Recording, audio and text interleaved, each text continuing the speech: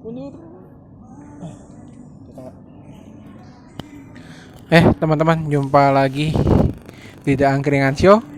Kali ini kita ada di CGP Eko Plaza Cikupa. Akan ngebahas atau nge-review film, bukan film ya, diangkat dari sinetron yang legendaris di tahun 90-an, yaitu Sidul. Di kali ini tuh dari triloginya Sidul The Movie ya. Kali ini ngambil judul Akhir Kisah Cinta Sidul.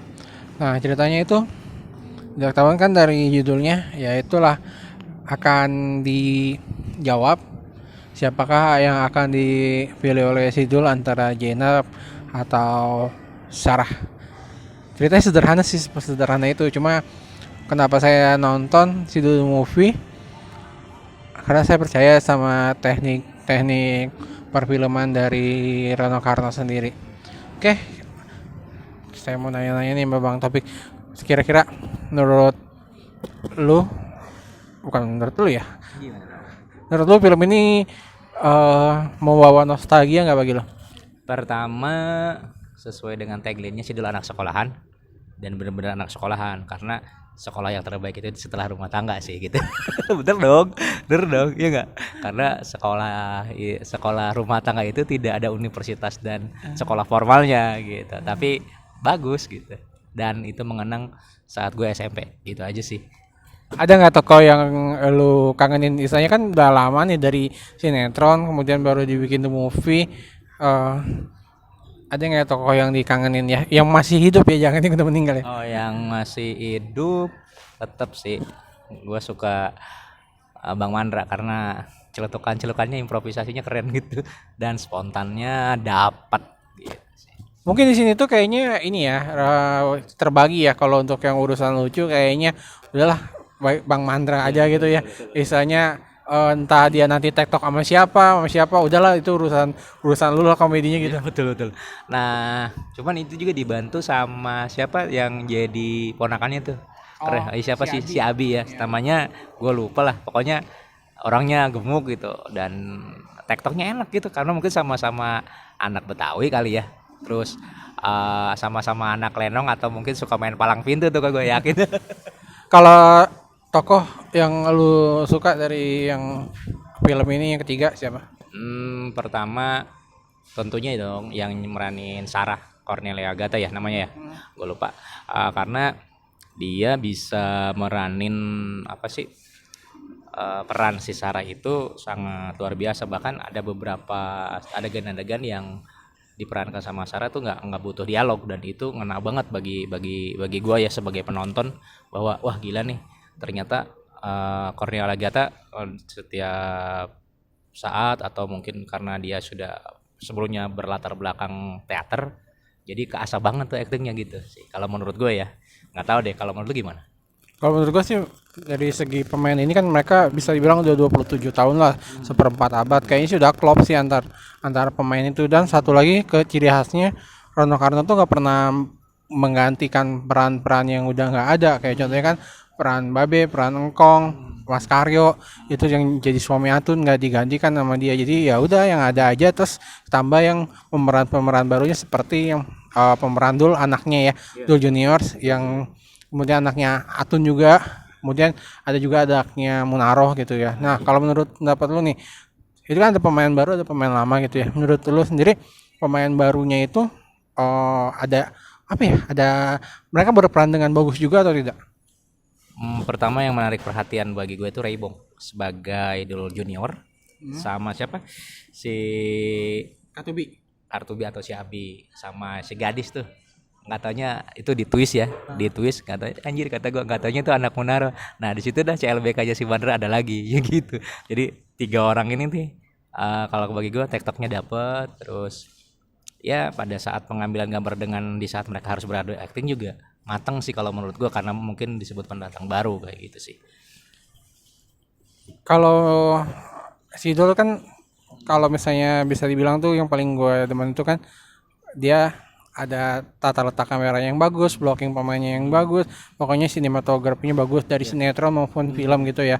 Dan dia dari sinetron ke film pun menurut gua dia nggak bikin terlalu jauh beda jadi orang mengenalnya ya. Nah menurut pendapat lu sendiri tuh bagaimana dengan teknik filmnya? Menurut lu tuh lu yang paling suka tuh dia tekniknya yang bagian apanya gitu? Oke, berarti lu ngomongin scene favorit nih. Kalau bagi gue sih scene favorit yang menurut gue tuh saat Sidul lagi apa tuh? Lagi ngelap kaca oplet. Nah, karena kalau menurut anjir kata gue di apa? Di pengambilan gitu ya. kata dibingkai dalam sebuah bingkai kaca depan oplet dan dia lagi ngelap dan itu ekspresinya kelihatan banget. Kayaknya serius banget ingin menyelesaikan pekerjaannya dan itu akhirnya diruntutkan sama si Dul Junior bahwa si Dul Junior mau ngebantu Sidul senior atau bapaknya dan itu bagus banget sama apa yang di apa sih di puncak itu tuh sorry di hutan pinus. Nah itu keren banget bisa ngambil gambaran cuman ya ada sedikit dragging sih pada saat pergerakan kamera itu ada pohon yang ngalangin shoot.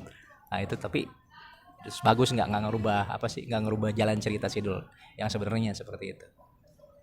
Yang jadi yang ini ya yang Sarah beradu peran dengan Jenap ya dimanapun di situ tuh lebih banyak Jenap yang ngomong tapi Sarah ngebalesnya hanya dengan gestur dan nggak hanya gestur ya tapi ekspresi muka ya. Iya, Tapi menurut gue juga di situ kalau boleh namain agak sedikit aneh ya karena gini loh katanya kan Sarah kan lagi buru-buru biasanya mau ke bandara kan ya. Iya. Pagi-pagi dia udah bilang nggak bisa apa nganterin anaknya betul. ya kan. Cuma dia sekarang bisa ketemu tuh Jainab siang-siang di sebuah hutan pinus di Jakarta. Menurut gue itu nggak gimana ya? Logis ya. Nggak logis lah kalau menurut gue karena dari Jakarta ke hutan pinus itu karena di Jakarta tidak ada hutan pinus ya. Tapi gue nggak tahu kalau sekarang karena sekarang Jakarta lagi keserang banjir. Jadi kayaknya kurang masuk akal banget gitu karena itu tadi terkadang setting tempat itu juga menentukan nilai sebuah film gitu sih kalau bagi gua ya nggak tahu bagi yang lain mah gitu sih. Iya, di sini juga kalau boleh nambahin ya selain dari tekniknya juga yang gue suka itu juga penata musiknya masih dipimpin oleh Purwacaraka. Jadi Purwacaraka juga kan udah dari sinetron sampai film. Kalau menurut gue tuh musiknya nyatu lah emang udah tau lah mesti diapain. Gue sangat ini ya sangat suka sekali di bagian efek musiknya wah. Walaupun dia pakai soundtracknya itu lagunya siapa sih Andres ya? Anis Kamalek. Iya. Nah itu ngena banget karena ya itu tadi semua yang dilakukan sama Dul itu karena alasan rindu lah gitu. Terus dari film ini kan bisa dibilang kita udah ngomongin ya. Kalau menurut gue juga kan emang gue kan suka dari teknik dan segala ceritanya sederhana. Di mana ibaratnya seorang pria yang ditinggal oleh kekasihnya, kemudian akhirnya kekasihnya balik lagi dan bagaimana dia ternyata si pria itu juga udah punya kekasih yang lain bagaimana dia memilih kan walaupun sebenarnya kalau misalnya dari sinetron tuh menceritakan tentang seorang putri disukai nama rakyat jelata lah intinya lah ya biasanya klasik lah seperti sebuah kisah klasik kerajaan sebenarnya dari cerita itu sederhana cuma yang gua kagum itu sebenarnya dari teknik ya mungkin karena Rano Karno tuh udah dari kecil udah main film sampai udah tua sekarang juga main film tekniknya kalau menurut gua sih kalau bisa dicontoh oleh yang lain ya kalau lu sendiri berpesan untuk film ini bagus tuh pesan apa yang lu ambil? Pertama jadi laki-laki harus bisa ngambil keputusan yang tegas karena kalau gua ngelihat dari soundtrack denger atau suka waktu kecil gua suka nyanyiin tuh soundtracknya bos. Sidul anak Betawi kerjaannya sembahyang mengaji dan ternyata di film ini sih emang ujungnya udah ketebak tapi itu menandakan bahwa Sidul tuh nggak jauh dari acuan lagu soundtracknya cocok banget karena dia harus milih siapa tahu dong siapa ya kan karena kalau dia sudah milih itu berarti dia sudah menjalankan sembahyang mengaji. Gitu aja sih kalau gue. Kemudian kan ini kan film yang ketiga kalau bisa dibilang kan kalau yang film pertama kan endingnya masih gantung juga karena kan Sidul cuma berpisah dengan anaknya di bandara Belanda kemudian yang kedua juga gantung juga karena akan ada kelanjutannya yang ketiga. Nah ini kan emang bisa dibilang kan yang ketiga ini emang udah finish nih udah selesai gitu dia udah menyatakan pilihannya ya. Kalau ada beberapa yang berpendapat kayaknya gantung nih kalau menurut lu sendiri pilihan terakhir Sidul tuh Oh, udah pilihan yang tepat atau gimana? Kalau menurut gua sebagai peranakan anak Betawi yang kerjaannya sembahyang mengaji, waduh. Kalau bagi gua banget sosok Sidul itu sudah sesuai. Karena ya sudah sesuai dengan soundtrack yang dinyanyikan sembahyang mengaji karena eh, Sidul akan memilih yang tepat sesuai dengan dia sering ngaji harus milih yang mana. Apalagi kan latar belakang si Sarah di film pertama, film kedua sampai masih diceritakan bahwa si Sarah yang meninggalkan Sidul. Dan mohon maaf bagi kultur budaya yang kebanyakan yang Betawi itu Muslim, bahwa seorang istri itu yang harus nurut sama suami dan nurut sama sang ibu. Nah, di situ bisa jelas dong penonton yang lihat konten kita ini pasti bisa tahu ke arah mana gua untuk mengarahkan Sidul harus milih siapa. Gitu sih. Oke. Nah, Jadi istilahnya benar-benar film ini ya, selain tekniknya yang bagus, kemudian juga dari cerita juga, kemudian juga ngangkat akar budaya daerah yang sangat luar biasa ya. Oke, pesan terakhir untuk film ini, apa yang bisa lu ambil dari pesan terakhir film ini? Bang Dul kalau udah pamit balik lagi lah. Tapi kalau menurut gue itu agak sulit ya untuk, kalau menurut pendapat gue sih akan agak sulit ya untuk karakter Sidul diperankan oleh orang lain ya.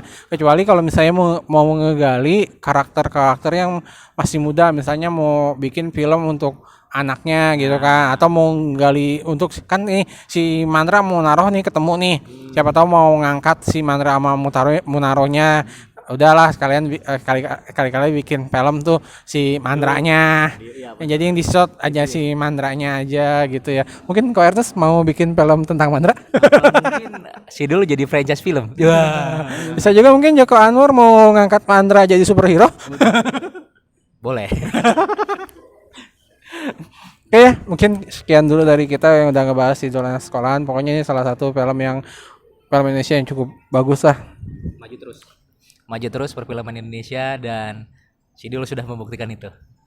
Oke semuanya, thank you. Kita ketemu lagi di film-film yang lain. Ciao.